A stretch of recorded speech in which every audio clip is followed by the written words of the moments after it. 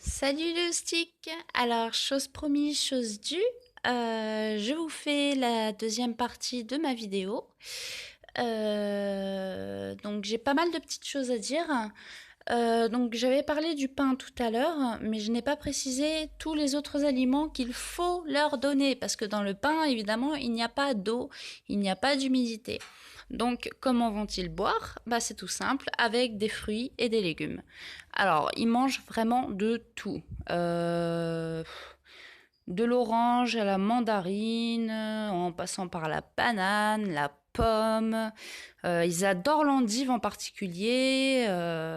Ils aiment le concombre, la carotte, je sais plus si je l'ai dit.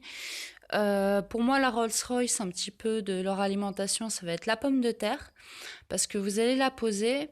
En général, moi, je la coupe en deux en laissant la pelure de pomme de terre. Et en fait, ils vont se poser dessus.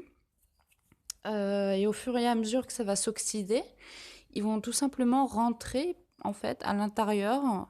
Ils vont creuser un peu des galeries dedans et ils vont aller choper leur humidité et leur eau à l'intérieur. Puisque si vous faites le test, ben, vous pouvez mettre une pomme de terre pendant une semaine dans le bac et une semaine après, vous pouvez la couper en deux avec vos mains et vous verrez qu'à l'intérieur, c'est toujours bien jaune et bien juteux. Ensuite, un petit point sur les nymphes. Donc ici, vous voyez, petite mise au point, s'il te plaît. Non, tu veux pas?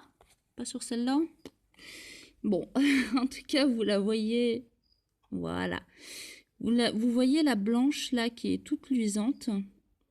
Elle a à peine quelques heures. Donc, comparé à celle qui est à côté, par exemple, voilà, on peut faire la différence. Elle a quelques heures. Elle doit avoir quelques heures de plus. Voilà. Bon, hein, on va s'arrêter là. Ensuite, par rapport... Alors, moi, il faut savoir que j'ai beaucoup de nymphes. Donc, j'ai... Voilà. Donc ça, c'est une fauna box à la base. La dernière fois que j'ai compté le nombre de nymphes à l'intérieur, il y en avait 400. Donc je vous ai montré la fameuse nymphe toute blanche. Bah, là, je vais vous en montrer une morte, hein, malheureusement. La toute noire, là. Définitivement morte. Et je vais vous en montrer une qui va bientôt se transformer en ténébrion. Donc c'est celle-ci, ou celle d'à côté. Vous la voyez, elle bouge son petit dard d'avant en arrière.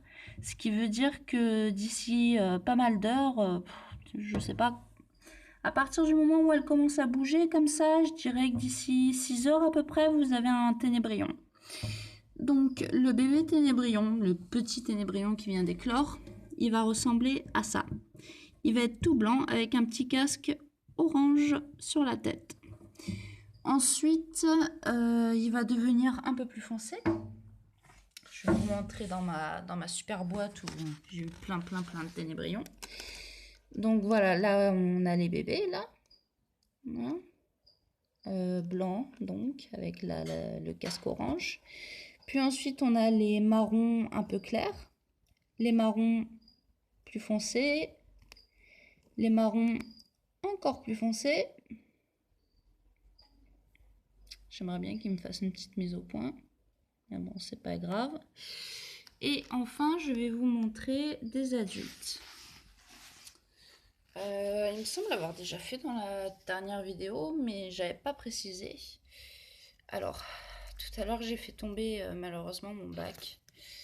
Ceci dit, donc là, c'était le premier étage. Donc voilà. Ici, vous avez ceux qui sont complètement noirs. C'est vos adultes. Voilà. Donc là, j'ai retiré le premier étage pour vous montrer le deuxième étage de ma boîte à ténébrion, comme promis. Donc, vous voyez, sur le premier étage, j'ai déjà 2 noix de coco. En bas, j'en ai encore une. Normalement, je devrais avoir un petit peu de monde en dessous. Oui, pas grand-chose. Pas mal de monde à l'intérieur, qui grouille de partout. Hop. Et maintenant, Alors, je conseille aux âmes sensibles de couper la vidéo tout de suite, puisque je vais vous montrer mes 3 couches de boîte à œufs. Donc on va commencer par la première couche. Ah, j'ai un petit truc moisi là, il va falloir que je le retire. Donc on commence par la première couche. Écoutez-moi ce bruit.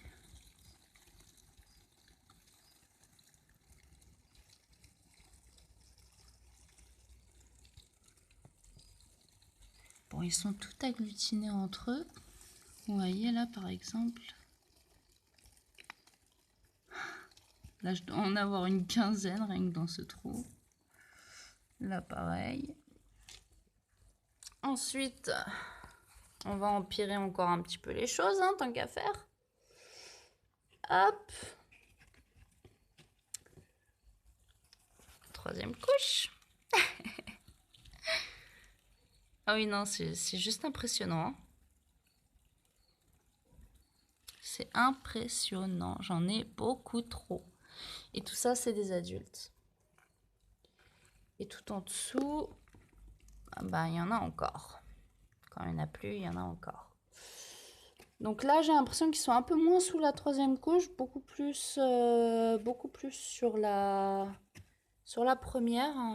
J'ai fait des trous en fait, comme vous voyez, en haut aussi, pour qu'ils puissent communiquer en fait entre la première, la deuxième et la troisième couche. Alors si ça faisait la mise au point, ce serait top. Ouais, en fait, ils sont tellement sombres, mais voilà, je vous dis dans un... Je sais pas si je peux... Non, ils vont pas... Mais je vous dis, dans un seul, rien que là, je pense qu'ils doivent être une bonne vingtaine. Voilà. C'est juste hallucinant.